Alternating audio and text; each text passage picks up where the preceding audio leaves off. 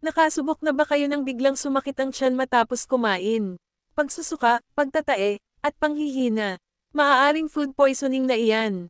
Ang food poisoning ay nangyayari kapag nakakain tayo ng pagkain na may bakterya o panas na. Pero huwag magpanik, may first aid at natural na lunas tayo. Una, uminom agad ng maraming tubig o oral rehydration solution upang maiwasan ang dehydration. Magpahinga at iwasan muna ang mamantika, maanghang, at matatamis na pagkain. Sa natural na lunas, maaari tayong uminom ng tsaa mula sa luya upang mabawasan ang pagsusuka at pananakit ng tiyan. Maaari ring kumain ng saging at lugaw dahil madali itong tunawin. Ang bawang ay natural na panlaban sa bakterya, at ang tubig na may kalamansi ay nakakatulong din sa paglilinis ng tiyan.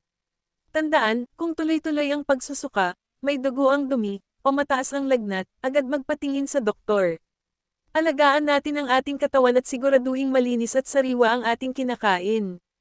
Ito ang paraan para makaiwas sa food poisoning. Paalala, kung hindi humuhupa ang pagsusuka at pagtatae, agad na magpatingin sa doktor. Huwag baliwalain ang sintomas ng food poisoning. Maraming salamat sa panonood, at huwag kalimutang i-like at mag-subscribe para sa mas marami pang health tips.